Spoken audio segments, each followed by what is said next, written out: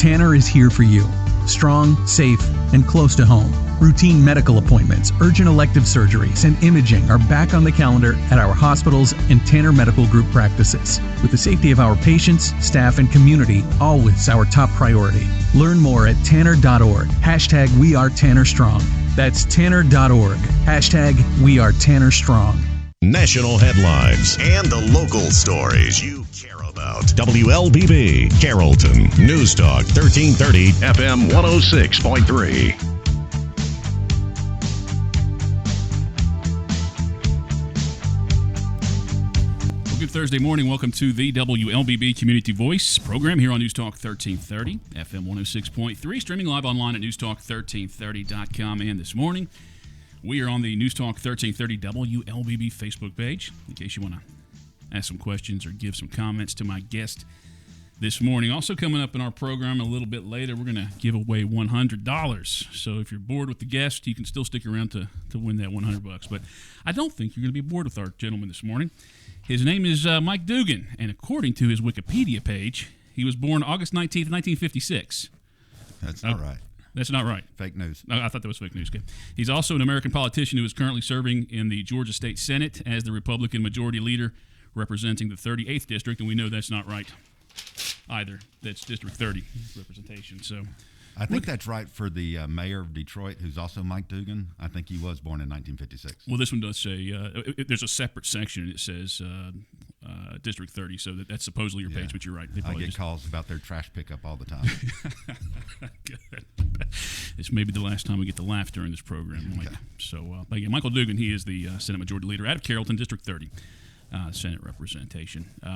Well, let's go ahead and start with something that's been talked about quite an awful lot. The election process, the most recent election, the general election, November 3rd, a lot of questions following that. Senate Judicial Committee, they hold a hearing. Is that what it was? There was two different ones. There was a Government Oversight Committee and a subcommittee of Judiciary. Okay. And you weren't part of those, but you did attend those. I did attend. I'm not a committee member, but I did follow them closely. What did you? How did you when you entered those committee meetings? I guess what was your thought and your perspective? Perhaps you were just being open-minded, but when you left those committee meetings, what do you believe you know at this point? We have issues, and we know that we have issues. Not necessarily everything that you hear on either side of this election outcome is accurate, but there's enough incongruities out there that we need to make some changes. Mm-hmm. And there's questions about the legality of some of the stuff that the Secretary of State did. And every time we dig a little deeper, what we're finding, and the courts are stating this, is he did it legally. He may have not done it the way we wanted to, but he did it legally. The drop boxes are the one thing that comes up most frequently. There's two that you hear about the most. The drop boxes. The 159 counties each have the ability to run their own elections. The Secretary of State sets up the election dates, but then the counties run these. And then within those rules, the counties have the flexibility to establish polling places where they seem is most appropriate. The counties are counting these drop boxes as polling places. So then you come back in the fight where a polling place prior to the election is open from 8 to 5. The drop boxes are open 24 hours. And then you go, well, the people just have the ability to abuse these things by coming in and dumping ballots. And the other side goes, but they are monitored. And then you go back and go, even if they're monitored, somebody's wearing their COVID protective mask and a baseball cap and drops these things off at night and drops off 10 of them. Which 10 are those in the box? And the other side goes, well, why would they go to a place that's monitored when they can do the same thing at one of the blue post office boxes that are all over the place that they know are not monitored? So, I mean, we're going back and forth with this all the time. There will be some changes that come in next session, and we started working on that way back in this summer. I think July, if I go back and look, there was already going to be election security reform. Now it's going to look like it was knee-jerk, and we're responding to the November elections, but had already started this. One of the things that we talked about is, and I think you and I have talked about this before, is if I go to register in person to vote, I have to show an ID. There are 4 different ways you can register to vote. 3 of them require me presenting some form of identification. The 4th one does not. And that goes back to 2005. That was one of the things that early in the year, and honestly, if we're going to have an impact on this most recent election, it would have had to be done in 2019. It wasn't. But we realized that if we're going to have identification required for 3/4 of it, then the whole thing ought to require identification. It's not to, and then you get my good friends in the minority party go, so I'm trying to disenfranchise voters. No, we give you the ID. But there's enough controversy about where all these ballots are going out of state that we need to have a better idea of who's actually voting here. The word fraud is used a lot. People are upset about this, but then there's also state law was broken. How do you feel about either one of those? I mean, are they 2 separate things? They're 2 separate things. They're both they both have a degree of reality to it. There was fraud in this election. There's fraud in every election. The breadth of the fraud is we don't know yet. I mean, there's ongoing investigations into some of the more widely known ones. The video from State Farm Arena and the GBI's investigating that. So, I mean, we're going to continue to investigate these things, and that is, I mean, it is a concern. But the legality of what I'm talking about with the Secretary of State, that's under the Emergency Powers Act. So there's a law that we passed 4 years ago that if a department or agency outside the legislature does something inconsistent with the rules that we have on the books that we pass in the legislature, we have the ability to come back in as the committee that's responsible for that agency. So for Secretary of State, for these matters, it would be judiciary. If you felt like if you were comfortable that you believed there was fraud, something in particular, laws were broken, would you feel comfortable going on the record talking about that? Would you be yelling to the high heavens on Facebook and everything else that you know things, or were you going to sit through and wait for the investigation to end? No. There's a difference between what I may feel, what I may deeply believe, and what I can prove. And I'm not going to change the laws of Georgia off of a feeling. If I think that you're guilty of some crime, I'm not going to pass judgment on you. I'm not going to be the one that with the mob and the torches and the pitchforks rushing the jail because I believe something. We have a system in place that has served us well for a long time. I'm not ready to break that system down. Mike Dugan, District 30 State Senator, our guest on this morning's Community Voice program on News Talk 1330 FM 106.3. Time right now is 8:38. We're going to take our first break and continue our conversation. I will look on the News Talk 1330 Facebook page to share any questions or comments you have with the Senator here during this break. Community Voice brought to you by Tanner Health System, Oak Mountain Academy on News Talk 1330. At Oak Mountain Academy, our daily schedule includes convocation, prayer, and the Pledge of Allegiance. By doing so, we build a family-like community where all students grow and flourish and personal faith is encouraged. Through community service and a historical approach to biblical study, our students are taught the value of the warrior way, honesty, respect, and responsibility. Oak Mountain Academy. We are a family creating legacies. To learn more, visit oakmountain.us. For more than 70 years, you have turned to Tanner Health System for your healthcare needs. As our community moves forward, Tanner is here for you.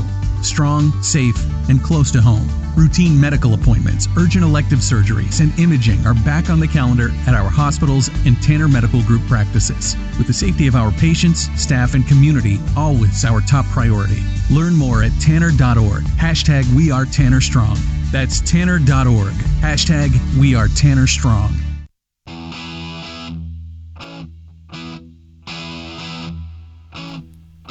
Time right now is 8:40. Welcome back to the WLBB Community Voice program here on News Talk 1330, FM 106.3, streaming live online at News Talk 1330.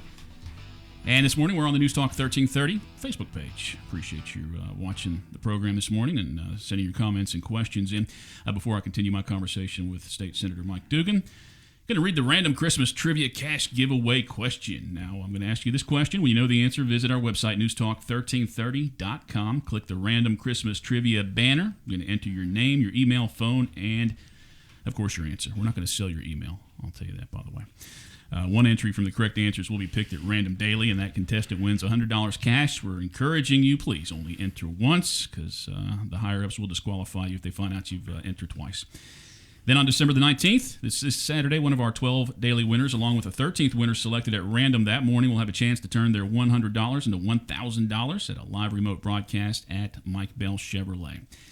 Question for today: what holiday movie sequel includes a cameo by the current President of the United States? Again, visit our website, newstalk1330.com, and click that banner. You're welcome to do it. You got to click the banner, though. You got to go through that. Somebody will answer by the time we get off the show today. Well, it's not just one person. Your name will be drawn, so you can do it all day, Mike.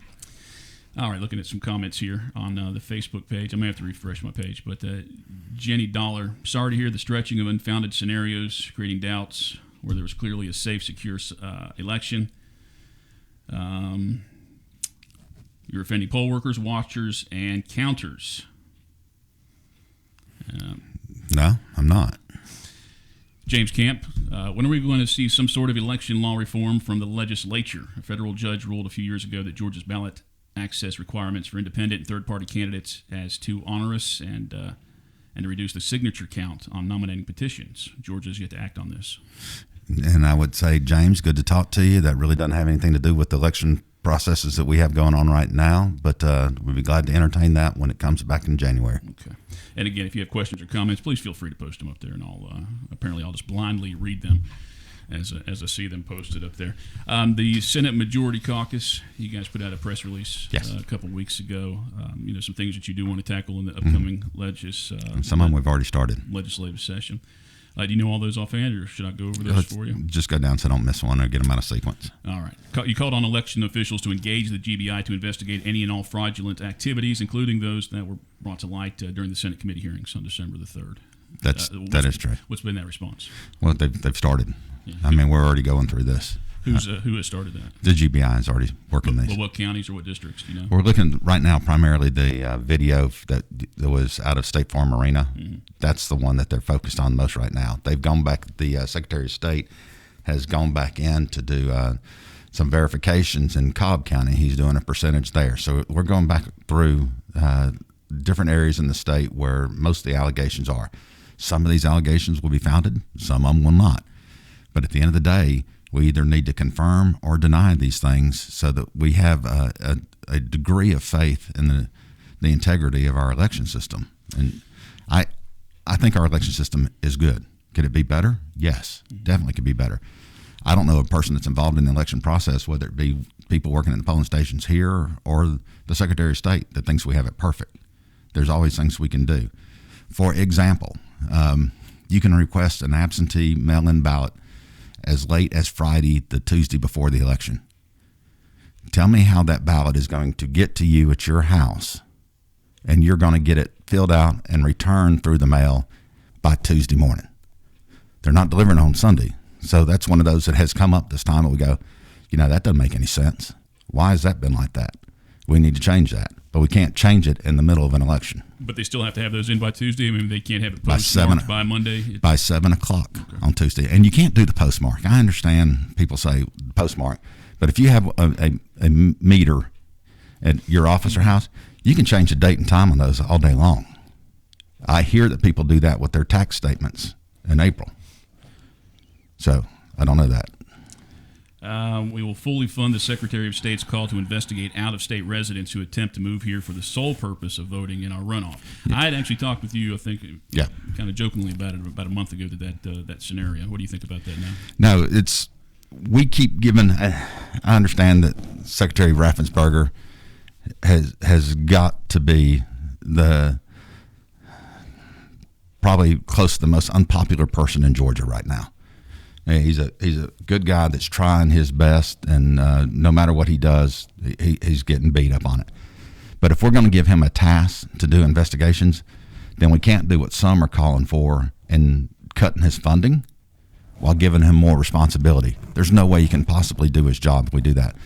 So I've asked him to go through, evaluate what the needs are to accomplish the breadth of the investigations that his organization is responsible between him and the Board of Elections, and tell us what he needs. And then it's on us to actually provide it.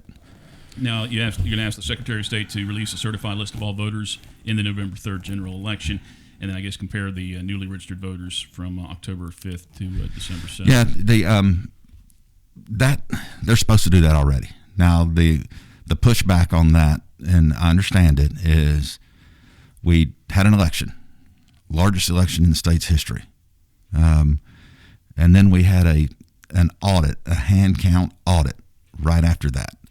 And then we had a 100% recount right after that. Pennsylvania did a recount. They did a 10%. We did 100%.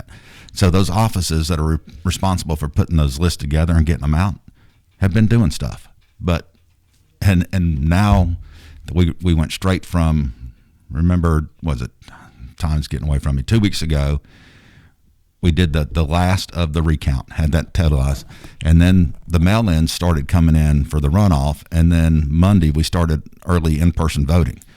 So we've been, with the elections office, been occupied since October. If you start doing the mail-ins and the early voting for the November one, that started in October. We're coming into January here in 2 weeks.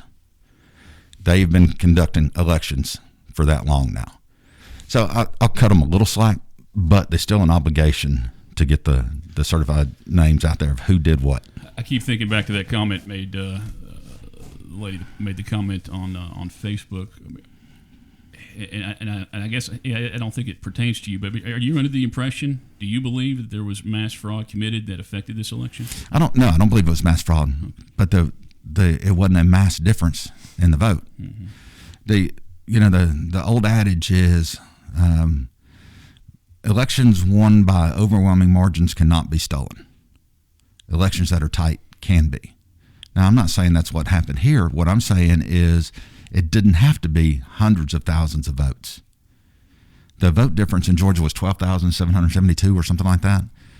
Arizona's was closer, but we still had a very close margin. So a simple tweak here or there, or simple. I think the biggest thing is ballot harvesting, and ballot harvesting can be done with the best of intentions of sitting with a large group of people and helping them fill out their ballot, and then offering to take them to drop them in the mail for them. That's illegal. That's ballot harvesting. That is a form of ballot harvesting. Do I think that went on? Yes. Mm-hmm. But you don't think this was the first election that went on? Oh, no. That anytime you have an election that involves any humans anywhere in the process, there's going to be the possibility of complications. But you got to have the humans to have the election. We had Matty Bress on the show Tuesday, District 28 Senator, mm-hmm. and my conversation with him, he does believe the state law was broken. I don't believe he feels that any state law was intentionally broken, or that there was, that people sought out to do something. But there might be some loose ends that legislators do want to tie up just to ensure this doesn't happen again. And in saying that, I guess the question is, why now? Why has now become the time that seemingly these things are being addressed and looked into? Are you asking me why? Yeah, I told you that we started this in July. Right. Yeah. You and I talked about that about a month ago. That again, we saw that there were gaps and loopholes in part of our election process. They are not. We have a very, very secure election process in Georgia. You go to places like North Carolina, they don't have to show an ID. Oregon has no ballot places. They send everything out absentee, and so they get. It's funny that they get high marks on low wait times at the polling stations. They don't have any polling stations. Everything's a mail-in. So I just found that as ironic. So we have a pretty good system in place. It could always be better. What's been the predominant feedback that you're getting from your constituents? They want me just to overturn the election and appoint Trump president again. Mm-hmm. They're saying why? I can't. I mean, no, he is to a large portion of it. And I campaigned for the guy, I supported the guy, I voted for the guy. He was who I wanted to win. He is very, very popular with a huge number of people. He is also very polarizing, which makes him very unpopular with a huge number of people. And when you look at Georgia, you say, I can't believe Georgia flipped. 2 years ago for the gubernatorial race, it's not like that was a landslide. And the numbers in the Republican turnout and the ballots have been decreasing for the last 12 years off the top of my head. So this is, since I've been in the 8 years I've been there, I remember running for my second term, and a person from the Wall Street Journal says, how do you feel about Georgia becoming purple? And I was like, it's not purple. Yeah, and now it's closer. Well, see, and I don't even believe that. I guess my perspective on this is there are still so many counties that are going to remain in the red, and on the state level, I believe the House and the Senate are probably safely on the right. Yeah. But I mean, that's my perspective, that it still remains a red state. I guess just because they voted president. I mean, you're including Metro Atlanta, so that's what kind of helps that. But the state as a whole, I still feel like it's it is. I mean, you look at all the other races other than president. The Republicans had the by far the largest number of votes, and you can say, well, how did Warren not get the most votes? The Republicans on that ballot, if you take the Republican numbers, they way outnumber the Dems on that ballot. So it's still a conservative state. As a whole, I mean, and that's where the boundaries are set. That's the state. I mean, yeah. Time right now is 8:52. We're going to take our final break here. I'll take one last look for your questions and comments on the News Talk 1330 Facebook page, but I think we'll try and sneak in a couple of other items in this morning's program, since we only have a half hour with State Senator Mike Dugan. Community Voice brought to you by Tanner Health System, Oak Mountain Academy, here on News Talk 1330, FM 106.3. For more than 70 years, you have turned to Tanner Health System for your healthcare needs. As our community moves forward, Tanner is here for you. Strong, safe, and close to home. Routine medical appointments, urgent elective surgeries, and imaging are back on the calendar at our hospitals and Tanner Medical Group practices. With the safety of our patients, staff, and community always our top priority. Learn more at tanner.org. Hashtag We Are Tanner Strong. That's tanner.org. Hashtag We Are Tanner Strong. At Oak Mountain Academy, our academic excellence shines through innovation and a personalized educational experience. Our pre-K 3 through 12th grade environment offers a family-oriented atmosphere. We are an independent school with faith-based values and an Academy Honor Code. Our academic standards prepare our students for college and beyond. I'm Patrick Duran, headmaster, inviting you to visit us on the mountain or at oakmountain.us. Come see how our warriors are creating legacies. 8:52, welcome back to the WLBB Community Voice here on News Talk 1330 FM 106.3. Also on the News Talk 1330 WLBB Facebook page. And I am Colin Worthington, by the way. Going to read some of the comments up here for the Senator. Thank you for investigating this, Senator Dugan. I watched both Senate hearings and have read numerous well-sourced articles, and I believe we have a mess on our hands. That's from Leslie Smith McPherson. Mm-hmm. Carolyn Henderson. Hey, Carolyn. You guys dropped the ball in the 2020 legislative session. Everyone knew election fraud was prevalent in Georgia. The legislature needs to take back their power in Georgia and go by our state constitution. Raffensperger needs to go. Some folks need to go to jail. Do you have any evidence? Have you seen any evidence of voter fraud? Have I seen any proven so far? Yeah. No, but that doesn't mean we're not still looking. Yeah. Let me back that up. I've seen stuff out there that has happened that causes me great concern. But again, like we talked about in the first segment, and I've been talking with with different parties across the state, that if you have this information and you have this proof, get it before a judge, so it provides us in the legislature some flexibility to take actions that we don't have without that. For the longest time, they wouldn't, for whatever reason. I don't know. Just like I don't know, before this question comes up, why the governor didn't call a special session. So these are the things I don't know. all of a sudden at the end, they started putting a flurry together of suits in front of multiple courts, including the one that went to the U.S. Supreme Court, where Texas was suing it. Texas and 16 other states or 17 other states were suing us, in Michigan and Pennsylvania, or Wisconsin. I'm sorry, Wisconsin. I need a judge at any level to pick one of these up, and so far they haven't. Say Jim Shepard asked that question, by the way. Sean Paul says the drop box at Carrollton's College Street must have a hidden camera. He didn't see one. Do we know for a fact that is monitored 24/7? That's part of the requirement. I have not gone by every drop box to see. Leslie Smith McPherson again commenting. The one thing she wants to know is how can we have faith with the vote that it will be secure in the upcoming Senate runoff? Leslie, all I can say is we're doing everything that we can to provide that. I've asked each county to provide additional poll watchers or monitors. We've had increased awareness and citizen participation, which everybody goes, well, that's terrible. No, that's a great thing. That it's not a government entity that's telling you trust us. It's citizens across the state that are volunteering their time to look at it, the process, and saying, yes, this was done well. Some of our listeners and viewers this morning must have little potty mouths because the Facebook blocked some of the messages, so I can't see those, unfortunately. But unfortunately, I say, we got about 3 minutes. Connor, I've gotten used to it. My phone's been blowing up over here too, so I'll let you read them when they're done. Good. But I'm not going to change who I am or the oath I swore to because somebody cusses at me.